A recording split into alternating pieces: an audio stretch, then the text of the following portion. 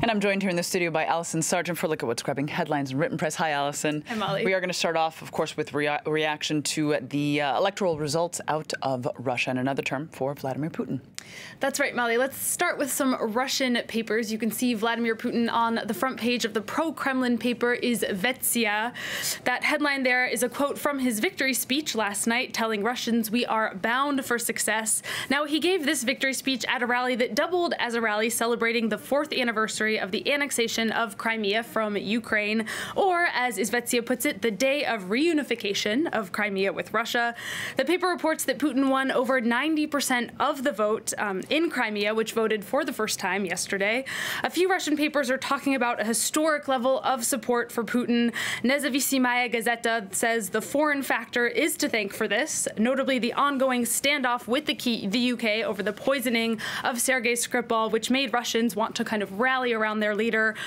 They also say opposition leader Alexei Navalny, who was banned from participating, well, experts say that his call to boycott the elections actually backfired. It totally failed. All in all, the paper says this election yesterday recalled the enthusiasm of the Soviet era. Well, indeed, we did have the Kremlin, of course, that wanted a high turnout, and I understand some are saying that actually involved iPhones. Tell us more. That's right, Molly. iPhones were one of the things offered to bribe Russian voters. We've seen a lot of reports of kind of various other things, concert tickets, stuff like that being offered to people in what the Moscow Times calls a carnival atmosphere. The paper reports that the Siberian city Omsk rewarded 29 people with iPhones for taking the most creative selfie from a polling station, so I guess you did kind of have to work for it a little bit. Some people, though, were taking voting selfies not to win iPhones, but actually to avoid losing their jobs. We also read in the Moscow Times a report from the agency Reuters actually about people being forced to vote, including many who were taking pictures of themselves because they were voting to prove to their bosses that they had. All right, well, then, indeed, we've seen reports of this forced voting and ballot stuffing. They were part of Western coverage of the election. Right, and coverage that the Russian state channel RT is very critical of in an article on its website today. They don't debunk the reports of ballot stuffing or, forcing people to vote, but they do cite them as an example of biased Western coverage, and they say it's really the same coverage Western media has been giving every Russian election since the early 2000s. There's no insinuation of ballot stuffing in this cartoon, though, from the Times of London. You can see behind me there's actually just one ballot there, and it's the only one that counts. It's Putin voting for Putin. So I guess that sort of proves the point that the Western media coverage has been quite critical. It's not only the Western coverage, though. There's critical cartoons in the Arabic press as well. This next one is from the Jordanian paper Al Rad. They're comparing Russian leadership to Russian dolls. You can see after every election, Putin gives way to more Putin.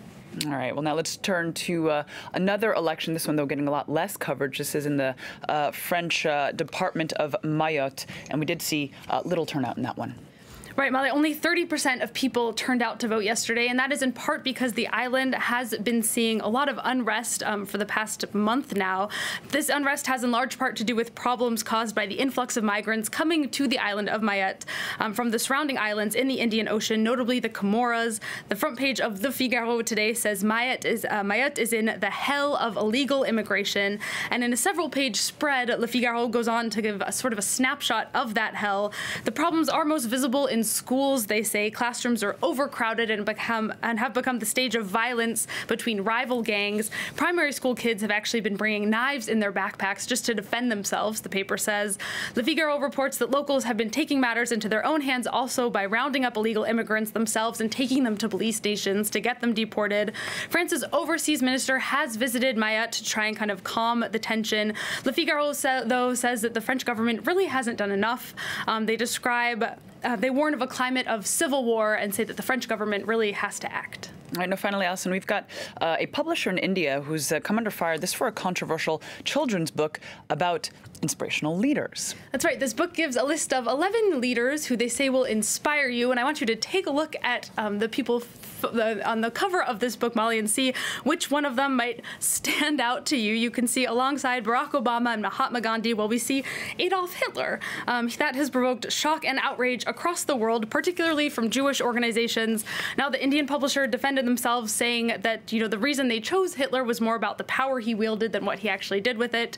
The New York Times notes, though, that in parts of Asia, and particularly in India, the atrocities committed by Nazi Germany are pretty poorly understood, and Hitler is actually quite often glorified in textbooks.